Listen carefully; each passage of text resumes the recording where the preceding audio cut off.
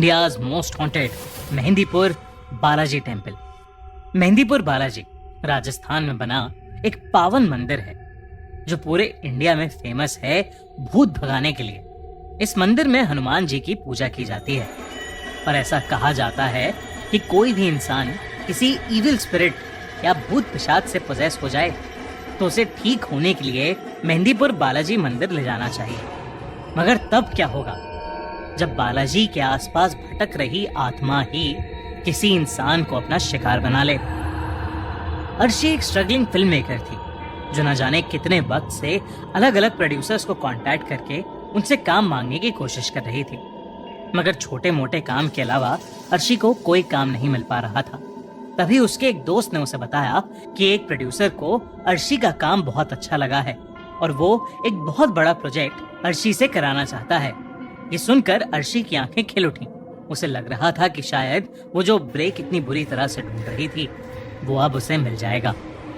वो अगले ही दिन उस प्रोड्यूसर से मिलने चली गई। उस प्रोड्यूसर ने बिना कुछ ज्यादा देखे और पूछे अर्शी को वो प्रोजेक्ट दे दिया। अर्शी बहुत खुश हुई थी क्योंकि उसे उस काम के अच्छे खासे पैसे भी मिल रहे थे। उस प्रोड्यूसर ने अर्शी को बताया कि उसे मेहंदीपुर बालाजी जाकर एक रियल डॉक्यूमेंट्री शूट करनी होगी। इस काम के लिए उस प्रोड्यूसर ने अर्शी को 10 दिन का टाइम दिया और उसके साथ 5 लोगों की टीम भी दी। उस प्रोड्यूसर ने अर्शी को एक राजन नाम के आदमी का नंबर भी दिया और कहा कि राजन वहां का लोकल मैनेजर रहेगा। अगले ही दिन अर्शी अपनी टीम और राजन के साथ मेहंदीपुर बालाजी मंदिर के लिए निकल गए। भारत मुझे लगता है कि इकलौता देश होगा जिसमें हर एक मंदिर के अपने रहस्य और अजूबे हैं। मेहंदीपुर बालाजी हो या अयोध्या का राम मंदिर। 2017 के इस आर्टिकल के अकॉर्डिंग अयोध्या राम मंदिर की प्रेडिक्शन एक एस्ट्रोलॉजर ने सुप्रीम कोर्ट के वर्डिक्ट से 2 साल पहले ही कर दी थी। प्रेडिक्शन थी कि 2024 के जनवरी महीने में मंदिर बन जाएगा और ठीक ऐसा ही हुआ। इसके बाद मुझे भी क्यूरियोसिटी हुई कि मैं अपने बारे में कुछ जानूं, तो मैंने एक दिन ऐसे ही एक ऐप एस्ट्रोटॉक डाउनलोड कर लिया और फिर एक बहुत ही माइंड ब्लोइंग चीज हुई। वहां मैं एक एस्ट्रोलॉजर पल्लवी जी से बात कर रहा था। इससे पहले कि मैं कुछ पूछता उन्होंने तुरंत ही मेरा डेट ऑफ बर्थ और टाइम पूछा। उसके बाद उन्होंने तुरंत बता दिया कि मैं वीडियो प्रोडक्शन और फिल्म्स रिलेटेड फील्ड में काम करता हूँ। उन्होंने मेरी लाइफ के बारे में ऐसी ऐसी चीज बताई जो शायद सिर्फ मुझे मालूम थी। सच कहूँ तो मैं हैरान रह गया था क्योंकि मैंने ना तो अपना नाम, ना नंबर और ना ही कोई पिक्चर शेयर की थी। फिर क्या, मैंने उनसे सब कुछ पूछ लिया 2024 के बारे में कि ये साल कैसा जाने वाला है, मेरा करियर, मेरे फाइनेंसेस, मेरे पेरेंट्स की हेल्थ के बारे में सब कुछ। एक्चुअली हम लोग अक्सर अपनी लाइफ में डाउट्स और इश्यूज से घिरे रहते हैं। रिलेशनशिप में कब आएंगे, उसका लॉन्ग टर्म स्कोप क्या है, करियर में कब सेटल होंगे, जॉब कब लगेगी, शादी किसके साथ होगी। अगर आप भी इन सभी सवालों के जवाब में फंसे हो तो एक काम करता हूँ, मैं एस्ट्रोटॉक ऐप का डाउनलोड लिंक डिस्क्रिप्शन और पिन कमेंट में डाल देता हूँ, वहां से डाउनलोड कर लेना। पहली चैट भी फ्री मिल जाएगी इस लिंक से। अब कहानी आगे कंटिन्यू करते हैं। अर्शी मेहंदीपुर बालाजी मंदिर पहुंच गई थी, लेकिन मंदिर पहुंचते ही अर्शी को एक अलग ही सेंसेशन फील होने लगी। वो एक्साइटेड तो थी मगर उसके साथ साथ उसे एक अजीब सी बेचैनी फील हो रही थी। अर्शी और उसकी टीम शूट शुरू करने से पहले मंदिर को अच्छे से देखना चाहते थे। जब अर्शी मंदिर एक्सप्लोर कर रही थी तो अर्शी ने वहां ढेर सारी डिस्टर्बिंग चीजें देखी।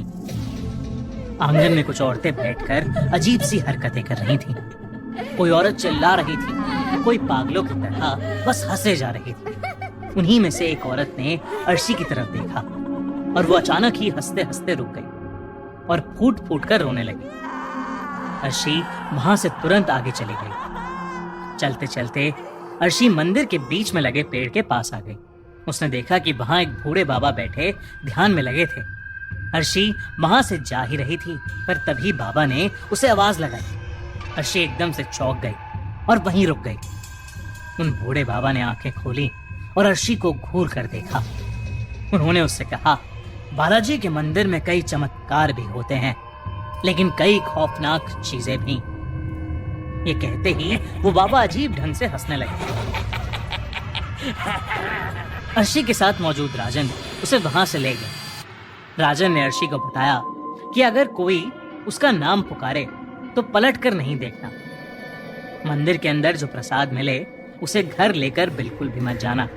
अर्शी ने ऐसी बातें पहले भी सुनी थी। उसकी माँ उसे बताया करती थी कि बालाजी मंदिर में भगवान की बहुत ही ताकतवर शक्ति है जो लोगों को शैतानी काली शक्तियों से बचाती है। लेकिन अगर किसी इंसान ने बालाजी मंदिर के नियम तोड़े तो वो काली शक्तियां उस इंसान को हमेशा हमेशा के लिए जकड़ लेती हैं। इसके बाद अर्शी मंदिर में दर्शन करने गई और पंडित जी ने उसे प्रसाद भी दिया। उसने प्रसाद तुरंत वहीं खा लिया और फिर मंदिर से बाहर आने लगी। उसके आसपास भीड़ थोड़ी ज्यादा थी, इसलिए पूरा ध्यान मंदिर से निकलने पर था जब अचानक अर्शी को किसी ने पीछे से पुकारा। राजन की बताई बात अर्शी के दिमाग से निकल गई और उसने पलटकर पीछे देख लिया। वहां कोई भी नहीं था। अर्शी मंदिर से बाहर तो आ गई थी, मगर अब उसका माथा बहुत तेज दर्द से फटने लगा था। तभी अचानक उसका फोन बजा और वो एकदम से हड़बड़ा गई। अर्शी का फोन उसके हाथ से छूटकर नीचे गिर गया और टूट गया। वो अपने फोन के टुकड़े उठा ही रही थी कि तभी उसकी टीम का एक मेंबर आया और उसे बुलाकर अपने साथ ले गया। मंदिर से वापस आते ही अर्शी की तबीयत बिगड़ती जा रही थी। अर्शी का मन बहुत भारी होता जा रहा था। उसे ऐसा लग रहा था कि जैसे उसे ठीक से सांस नहीं आ रही हो, और इसलिए अपने होटल पहुंचते ही अर्शी रूम में जाकर दवाई लेकर सीधा सो गई। सोते सोते अचानक ही अर्शी को एक सपना आया जिसमें एक काला साया अर्शी का गला दबा रहा था। अर्शी को ऐसा लगने लगा जैसे उसका दम घुट रहा हो। अचानक अर्शी की नींद खुल गई। वो पसीने में लथपथ हांफते हुए उठी और बाथरूम में जाकर अपने मुंह पर छींटे मारने लगी। जब वो बाथरूम से बाहर आई तो उसके दिल की धड़कन एक बार को रुक सी गई, क्योंकि उसने देखा कि उसका शरीर तो बिस्तर पर लेटा सो रहा था। उसे कुछ समझ नहीं आया कि आखिर उसके साथ ये क्या हो रहा था। वो बार बार अपने शरीर को छूने की कोशिश कर रही थी, मगर किसी हवा के झोंके की तरह उसका हाथ शरीर से आर पार हो रहा था। अचानक ही उसे एक अजीब सी आवाज आने लगी, किसी के बहुत तेज सांस लेने की आवाज। अर्शी ने मुड़कर देखा तो उसके बाथरूम की लाइट्स फ्लिकर हो रही थी। वो बाथरूम की तरफ गई तो वहां कोई भी नहीं था, मगर वो जैसे ही मुड़ी उसने देखा कि उसका शरीर अब बिस्तर पर बैठा हुआ था। उसके बालों ने उसके चेहरे को कवर किया हुआ था और वो तेज सांसें लेने की आवाज अर्शी के शरीर से ही आ रही थी। वो जैसे ही अपने शरीर के पास गई, अचानक से उसके शरीर ने अपना सर उठाया और अर्शी का दिल बुरी तरह धड़क था।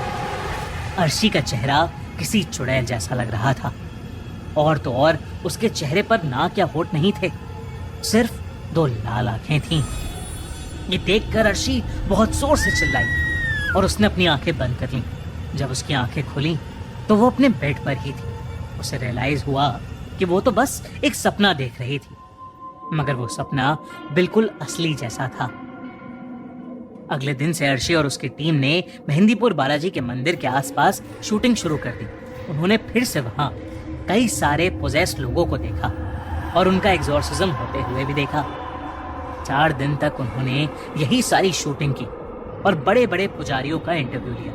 अर्शी वैसे तो अपने काम में खूब मन लगा रही थी, मगर उसकी तबीयत 4 दिन से काफी खराब हो रही थी और उसके पूरे शरीर पर रैशेस भी हो गए थे। जब अर्शी मंदिर के सबसे बड़े पुजारी का इंटरव्यू लेने पहुंची तो उन्होंने उसे कमरे के अंदर आने से मना कर दिया और उन्होंने हड़बड़ी में मंदिर के स्टाफ से अर्शी को एक रूम में बंद करने को कह दिया। उस पुजारी ने बताया कि अर्शी पर किसी बहुत बुरी आत्मा का साया पड़ गया था और उसके शरीर के रैशेस कोई बीमारी नहीं, बल्कि धीरे धीरे उसके शरीर पर उस काली आत्मा के बढ़ते हुए कब्जे के निशान थे। अचानक ही कमरे में अकेली बंद अर्शी को दौरे पड़ने लगे। उसकी आंखें एकदम लाल हो गईं और उसके शरीर के निशान अब पूरी तरह उसकी बॉडी पर फैल गए थे। अर्शी बेहद डरावनी लगने लगी थी। वो बार बार दरवाजे पर अपना सर मारकर दरवाजा पीटने लगी और अचानक से वो एक आदमी जैसी भारी आवाज निकालने लगी। वो उसी शैतानी आवाज में पुजारी को गाली देने लगी। पुजारी अपने साथ कुछ और पंडितों को लेकर उस कमरे में गए और अर्शी का एग्जॉर्सिज्म यानी झाड़ फूंक करने लगे। ये पूरा प्रोसेस अर्शी की टीम रिकॉर्ड कर रही थी। अर्शी पूरी तरह पोजेस हो गई थी। वो बार बार अपना सर जमीन पर पटक रही थी। अचानक ही अर्शी बिल्कुल कंट्रोल से बाहर हो गई। पहले तो उसने अपनी टीम के कैमरे लिए और वो जमीन पर पटक कर तोड़ दिए, और फिर उसने वहां मौजूद एक पुजारी का गला पकड़ लिया और उसे हवा में उठा लिया। लेकिन बड़े पुजारी ने फौरन ही उस पर लाल मिर्च डाली। अर्शी ने पुजारी का गला जैसे ही छोड़ा, सबने उसे पकड़कर चेन से बांध दिया। 2 दिन तक एग्जॉर्सिज्म करने के बाद अर्शी के अंदर से वो काली आत्मा निकली। अर्शी ठीक तो हो गई, लेकिन वो बहुत कमजोर हो गई थी। उसे अपना एग्जॉर्सिज्म बिल्कुल याद नहीं था, मगर अपनी टीम की बातें सुनकर वो हैरान रह गई। इस इंसिडेंट के बाद अर्शी को उस डॉक्यूमेंट्री प्रोजेक्ट से हटा दिया गया और अर्शी ने फिल्में बनाने का सपना हमेशा हमेशा के लिए छोड़ दिया। पर अर्शी कभी समझ नहीं पाई कि उसके साथ ये सब क्यों हुआ और कैसे। आपको क्या लगता है?